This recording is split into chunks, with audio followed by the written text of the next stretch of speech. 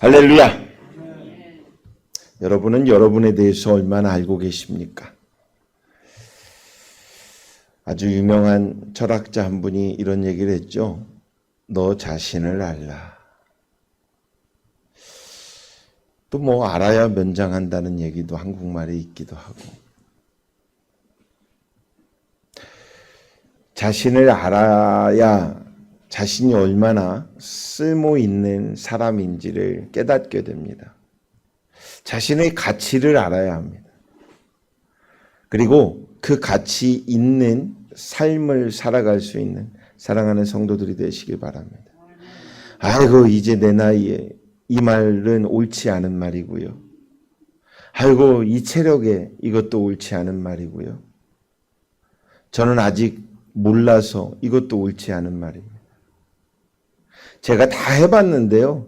이것도 옳지 않은 말입니다. 그 옳은 말은 뭐가 있을까요? 할 수 있거든이 무슨 말이냐. 믿는 자에게는 능치 못함이 없으리니 나는 예수를 믿고 나는 능히 그 일을 감당하리라 라고 하는 마음을 갖길 주의 이름으로 축원합니다. 천국에 가는 가치도 여러분 알아야 합니다. 마음도 알아야 하지만 천국에 가는 가치 있는 삶, 다 가는 상대가 천국이 아니에요.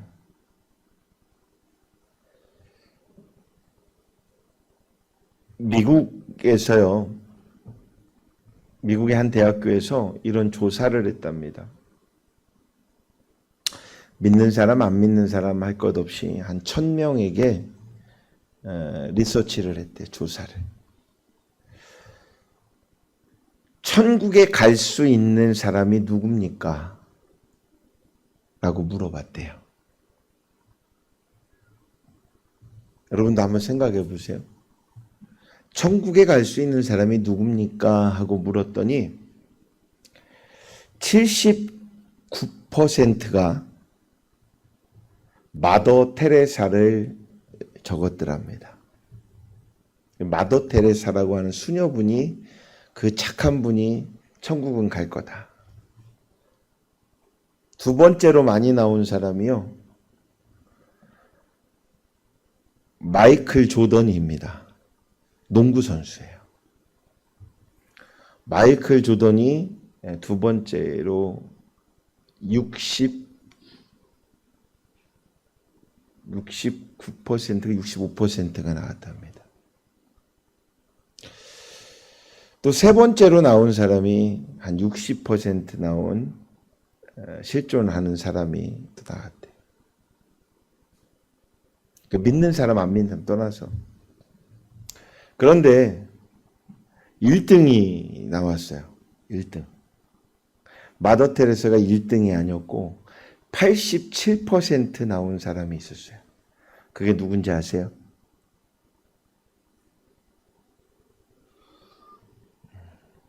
갑자기 생뚱맞는 거 질문하니까는 그냥 막 눈만 뽀끔뽀끔하지 그냥 황소 몇 마리 와 있는 것처럼 그냥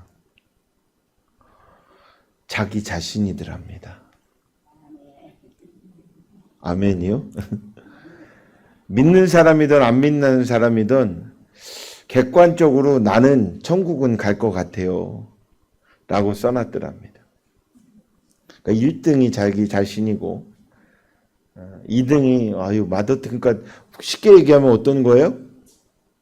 마더 테레사보다 내가 조금 더 착한 거고 마더 테레사보다 나는 조금 더 선한 일을 한 사람이고 마더 테레사보다 나는 봉사도 더 잘하는 사람이니까 마더 테레사보다 나는 더 예수님을 잘 믿는 사람이고 마더 테레사보다 그러니 천국에 갈 확률은 내가 조금 더 높지 않을까? 자기 자신을 좀 잘 아는 걸까요? 모르는 걸까요? 갑자기 여러분들 왜 꿀먹이 목이 벙어리가 되듯이 이렇게 여러분들이 마이클 조던보다 죄송합니다. 마더 테레사보다 조금 더 나은 사람입니까? 어찌 아멘들이 안 나올까? 이상하네.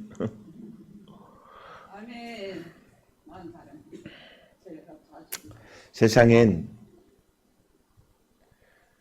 옛날에 신신혜 씨의 노래가 있죠. 세상엔 잘난 사람도 없고 못난 사람도 없고, 잘난 사람은 잘난 대로, 못난 사람은 못난 대로 다 그 값어치가 있는 인생을 산답니다. 하나님이 왜 그렇게 태어나게 했을까요? 재미난 거 하나 또 말씀드릴까요?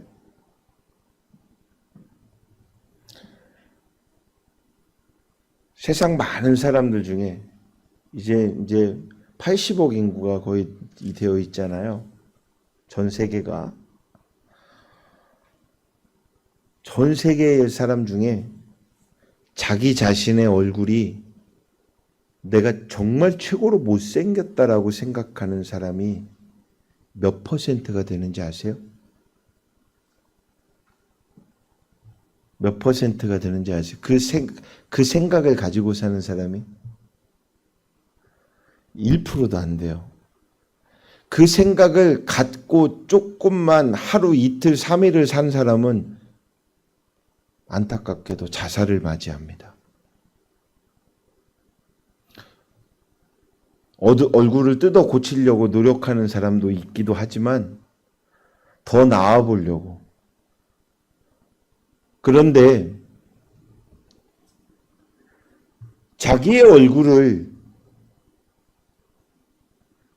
비관하고 부정적으로 생각하지 아니하고 발전적으로 여기 이 얼굴이 괜찮아. 그리고 이 얼굴을 내 나름대로 만족하며 사는 사람은 발전이 되는데요. 성장하게 됩니다. 성공하게 됩니다. 왜 그런지 아십니까? 하나님이 각기 다른 얼굴들을 줬는데 그 각기 다른 얼굴 중에 내 얼굴에 필요한 삶을 허락하셨기에 나의 삶에 나의 가치를 안다면 내 삶이 변화되고 발전되고 나아갈 수 있다는 것이죠. 할렐루야.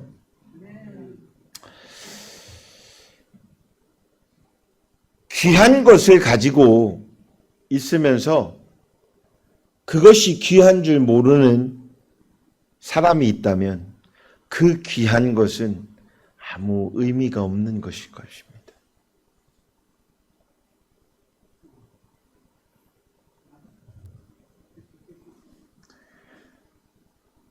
미국의 텍사스주였나?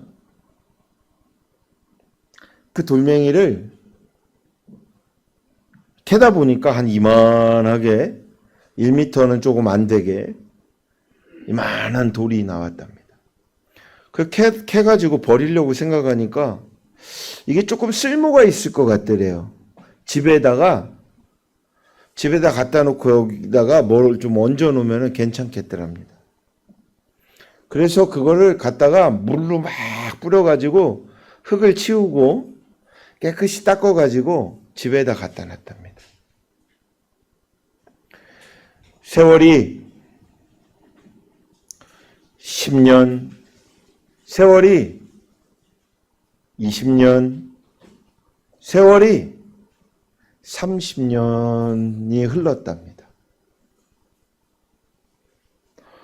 그럼 한 30년 흐르면 우리는 그분을 뭐라고 그래요? 어르신이라고도 하죠. 할아버지라고도 하죠. 젊은 세월을 그냥 농사를 짓는 조그마한 공간에서 농사를 짓는 일을 한 30여 년을 했답니다. 그런데 이 할아버지가 거의 돌아가실 쯤 돼서 위로를 하기 위해서 교회 목사님과 교회 성도들이 집을 방문했답니다. 방문해서 이렇게 예배를 드리는데 그곳에 함께 온 한 청년이 가만히 그 돌을 보다가 어르신 이게 어디서 땄습니까? 그랬더니 우리 밭에서 캤다고. 이게 언제 그러면 찾은 겁니까? 그랬더니 글쎄 한 30년도 넘지. 어르신 이거 저한테 좀 맡기실 수 있을까요? 왜 그 돌덩어리를? 제가 뭐 궁금한 게 있어서 이걸 한번 가지고 가보려고요. 그리고 그것을 나사지요, 나사. 그 큰 기관에다가 나사라고 하는 우주 항공 기관에다가 그걸 갖다 줘봤대요. 의뢰를 했대요. 그랬더니 위에서 하늘에서 떨어진 별똥별 같이 행성에 그 떨어진 그걸 합니다. 그러면서 그것을 국가가 사들이는데 600억이 넘는 돈을 책정을 하더랍니다. 그 돌덩이 하나의 가치를 30년 전만 알았더라도 그분은 그 조그만 땅을 일구면서 살지 않았을 텐데요. 아까운가요? 아니요. 그걸 가지고 와서 그 어른에게 할아버지 이게 이런 거랍니다. 정부가 이만큼의 돈을 준답니다. 그랬더니 이분이 하는 말씀이 나는 다 살았는데요. 뭐 하늘에서 떨어진 건 하나님 거지. 목사님 교회에서 잘 쓰셨으면 좋겠다고. 그러면 또 교회가 그걸로 뭘 해야 되겠어요? 막 건물을 짓까요? 저는 그 교회가 참 값진 일을 했다고 봅니다. 그분을 위해서도 사용했지만 정말 어려운 곳에 그 금액을 사용하며 그런 일을 했다라는 후문답을 들었습니다. 가치를 알아야 사용할 수 있습니다. 여러분은 여러분의 스스로의 가치를 알아야 여러분을 사용할 수 있습니다. 내가 나를 사용하지 않으면서 누가 나를 사용하길 원하는 사람은 어쩌면 참 비겁한 사람과도 같습니다. 1947년 한 목동이 동굴에서 두루마리로 된 책을 한 권 발견합니다. 골동품상에서 허름한 총한자루와 교환을 했답니다. 왜냐하면 목동에게는 이 두루마리로 된 책 한 권보다 총 한 권이 귀하잖아요.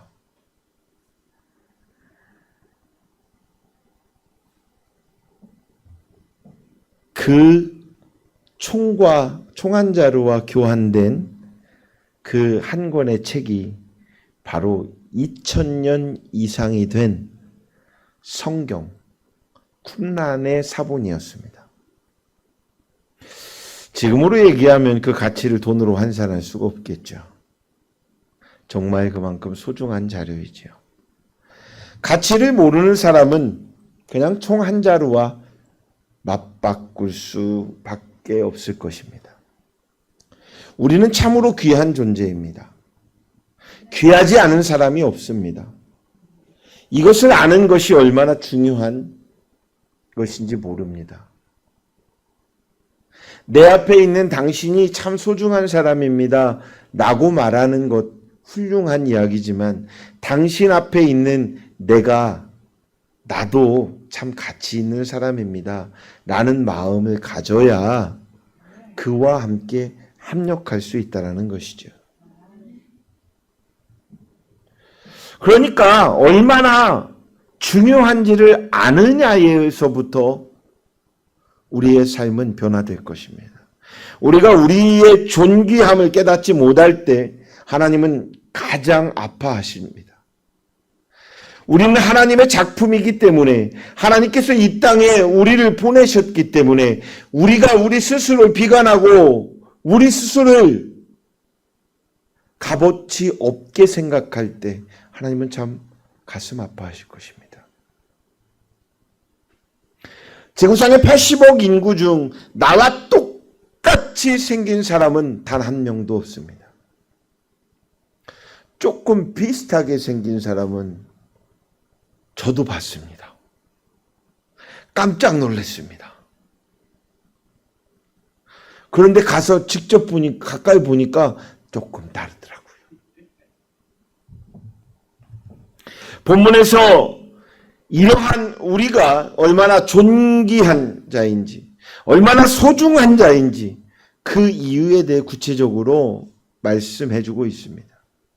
왜 우리가 존귀한 자일까요? 왜 우리가 소중한 자일까요? 첫째로 하나님께서 나를 향해 존귀하다라고 말씀하셨기 때문입니다. 5절 말씀에 나는 여호와 보시기에 존귀한 자라. 할렐루야. 이런 프라이드를 가지고 사시길 주의 이름으로 축원합니다. 나를 잘 알지 못하는 사람이 존귀하다고 한다면 그 말은 신뢰성이 없습니다. 신빙성이 없습니다. 그러니 처음 만난 사람이 참 괜찮게 생겼습니다. 참 믿을 만합니다. 좋아하지 마세요. 보이스피싱과 같은 사람일 수도 있습니다. 그런데 오랜 세월 함께하는 사람이 당신은 참 보기 드문 인물입니다. 당신은 참 내 인생의 값진 분입니다. 당신은 참 존귀한 분입니다. 라고 말하는 건 신뢰를 하시기 바랍니다.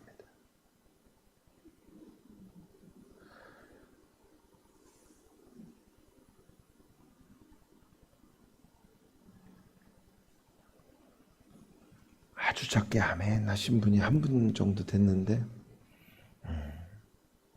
아주 중요합니다.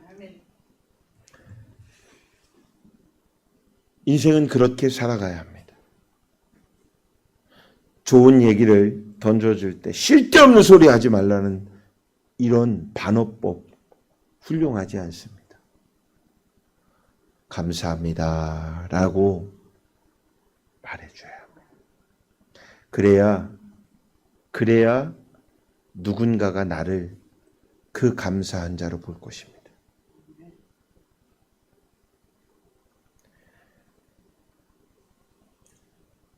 나를 지으신 창조주 하나님.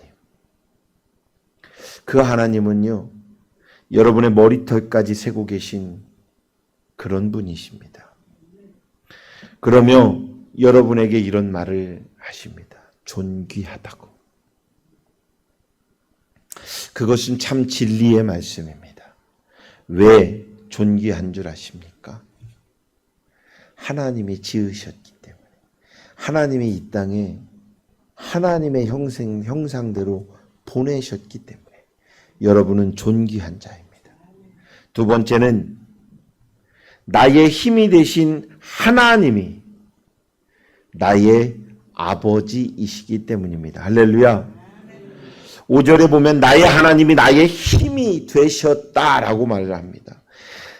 나는 크신 하나님의 자녀이니 이 얼마나 존귀한 것입니까?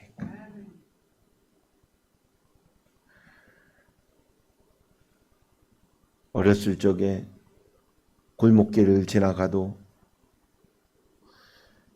덩치 큰 형이 옆에 한 명만 있어도 두렵지 않고 해되지 않을 것 같고, 그렇죠? 저 어렸을 적에 저희 아버님이 그때는 예수님을 잘 몰랐을 때라 막걸리를 한 잔씩 잘 드실 때인데 저녁에 막걸리 한 잔 탁 드시고 오시면서 저기 저 고개 너머에서 소리가 들려요.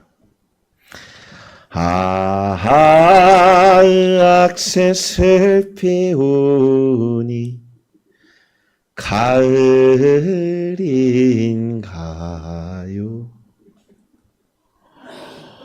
그렇게 소리가 들리기만 하면은 어떤 날은 두렵기도 하지만 어떤 날은 좋아요. 든든합니다. 오라버지 오시니까.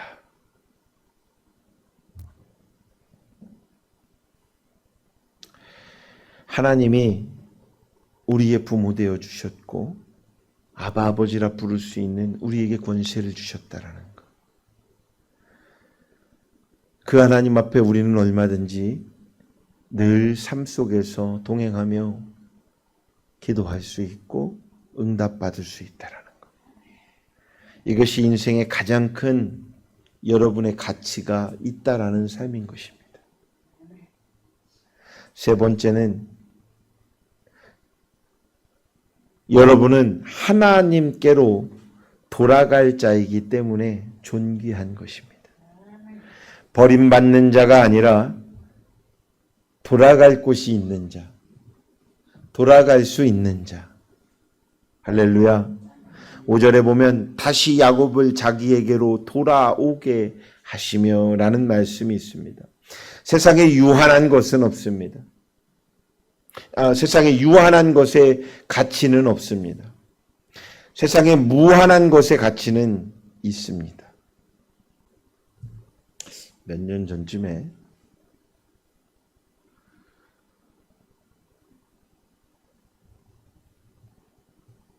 누가 감사하다고 저에게 별도로 쓰라고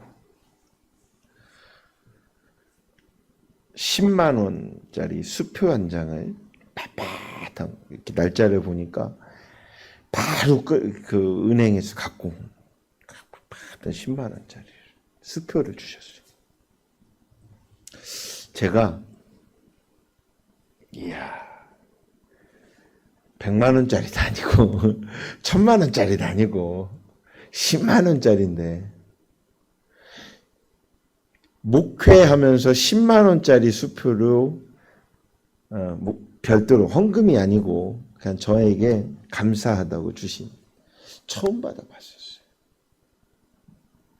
그래서 내가 이제 고백하는 거야. 우리 사모도 몰랐어요. 뭘 쳐다봐. 몰랐어요. 근데 이거를 안 쓰려고.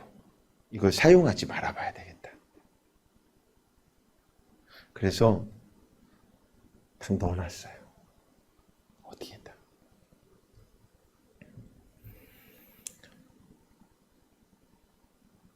일 년이 지나고 2년이 지나고 잊어버렸어요. 그걸 어디다 놓는지를 모르는 거예요. 까먹었어요. 그러다가 몇 년 전에 있었던 일인데 2년 전쯤인가 저희 교회 건축을 이제 구입할 때쯤인데 그게 생각나서 찾은 게 아니라 어떻게 하다가 그걸 찾았어요. 예전 성경에다가 꽂아놨더라고요. 그래서 그러면 내가 이걸 안 써봐야지 했으면 안 써야 되잖아요. 썼어요. 건축하는 비용으로. 무슨 얘기를 드리려고 하는 거냐면 아무리 소중하게 값어치 있다 하더라도 유한한 것은 사용하기 마련입니다. 사용됐을 때의 의미는 부여될 수 있지만 가치는 그것에 포함됩니다. 그런데 영원한 것은요. 영원한 것은 그 가치가 훼손되지 않습니다. 우리는 영생을 얻은 영원한 존재입니다. 믿으십니까? 이 땅에 사는 잠깐 동안은 하나님보다 조금 더 세상을 볼 수 있을 것입니다. 천국보다 세상의 가치를 두루 높이 평가할 수도 있을 것입니다.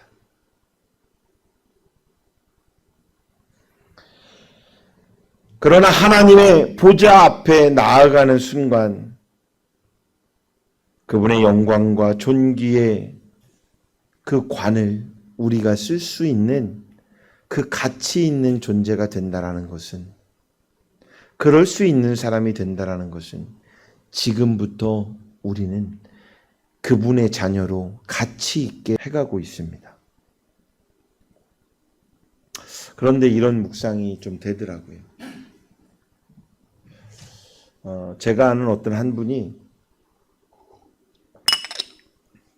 교회 직분에 의해서 그분은 이제 제 주변에 그러고 보니까 감리교 분들이 좀 많네요. 감리교 권사님이 됐는데 남자분인데 우리로서는 안수 집사 정도 되죠. 권사님이 됐는데 저한테 권사가 됐다라는 말을 안 해요. 그래서 저는 집사인 줄 알고 있어요. 근데 그 외부에서 어떤 분이 권사를 받았다고 얘기를 해요. 근데 본인이 직접 얘기를 안 해요. 근데 거기에서부터 깊이 고민이 되면서 기도하게 되더라고요. 어떤 이는 직분을 받는 것에 대한 부끄러움이 있기도 하고, 어떤 이는 직분을 받는 것에 대한 우월함, 그 가치를 생각하기도 합니다. 직분은 겸손한 것입니다. 직분을 받는 것은 일하라는 것입니다. 그러면서 저희 교회를 한번 생각을 해보다 보니까, 그리고 총회 헌법을 제가 이렇게 두루 살피면서, 왜냐하면 총회 헌법을 만들 때 제가 많이 같이 노력을 했기 때문에 그러면서 이렇게 좀 살펴봤어요. 올해 집사님들을 받으신 분들은 1년직입니다. 집사는 1년직이에요. 내년에 다시 받을 수 있거나 못 받을 거나 할 수 있어요. 안수 집사나 권사나 장로는 항존직입니다. 그래서 한 번 안수를 주면 피택 받으면 영원히 가는 겁니다. 그래서 안수 집사를 받으면 5년 뒤에 장로가 될 수 있는 권한이 있기도 마련입니다. 저희 교회를 보면서 이런 생각을 제가 마음이 조금 더 먹었어요. 예전인데 어떤 분이 아유 그거 그냥 좀 주면 안 되나? 안 된다고 그랬어요. 왜냐하면 제 목회적 양심에 그게 맞지 않는 거예요. 그래서 제가 룰을 좀 정하려고 그래요. 룰을. 기본은 그래도 하자. 믿는 사람의 가장 큰 기본은 합시다. 정도로 이 기본을 하자. 그래서 저희 교회는 새벽 예배 없잖아요. 여러분 얼마나 좋은지 몰라 여러분들이. 제가 새벽 예배 막 특세를 365일 막 해봐. 저는 천국 벌써 갔겠지만. 제가 이렇게 정했어요. 일단 집사가 되려면 주일 예배, 주일 성수, 수요 예배는 다 나와야 된다. 정말 특별한 일이 없는 이상은 나와야 된다. 특별한 일에 대해서 먼저 이야기를 하면 장로가 되려면 뭐 300만 원을 내야 되고 500만 원을 내야 되고 저는 그거 반대합니다. 그건 교회의 축제이기 때문에 교회가 돈을 들여서 그분들을 세워줘야 된다고 생각을 합니다. 그런데 그분들이 집사 권사가 되기 위해서는 이런 게 있어야 될 것 같아요. 거기에 예배 빠지지 않는 거 플러스 정말 하나님을 두려워하는 마음으로 사랑하는 마음으로 명령에 순종하며 11조 생활을 해야 되겠죠. 또 하나 전도하는 삶을 살아야 되겠죠.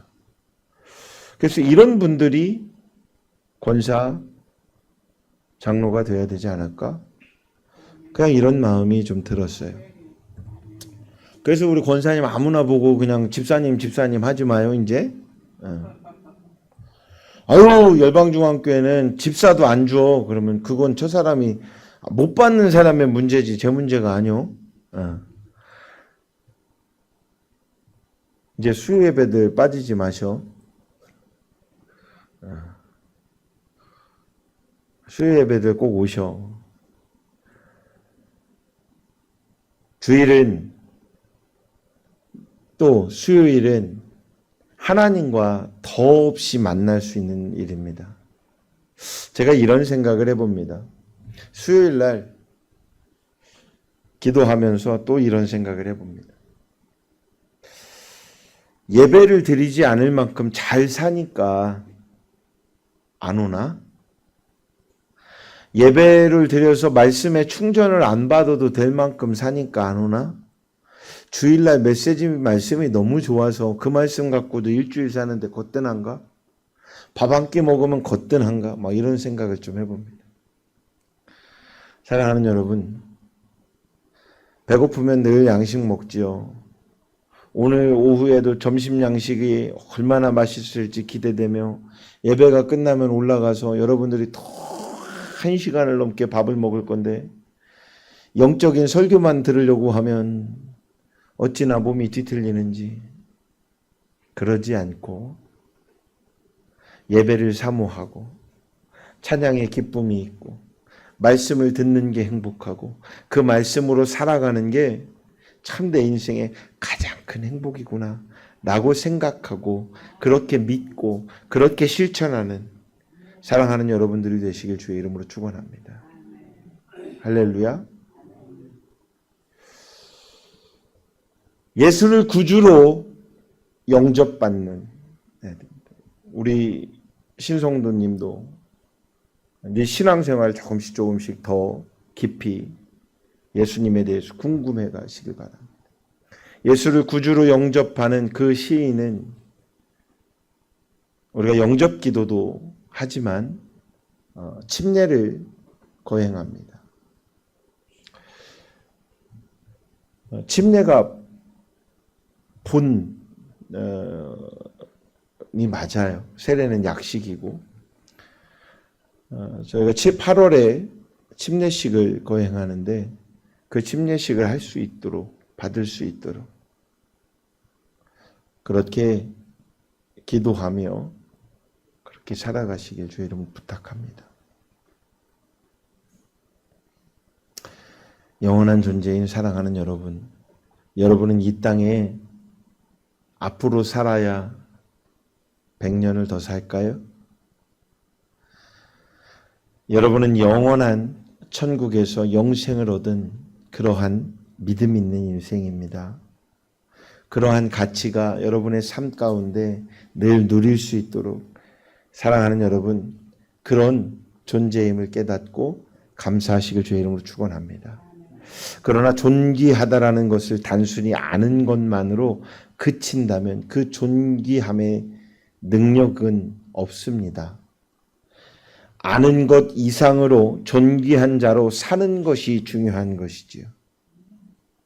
아무리 힘들고 어려울 때라도 그 믿음의 시련은 장차 칭찬과 영광과 존귀를 얻게 하려 하는 것임을 우리는 말씀을 보며 기억하여야 할 것입니다.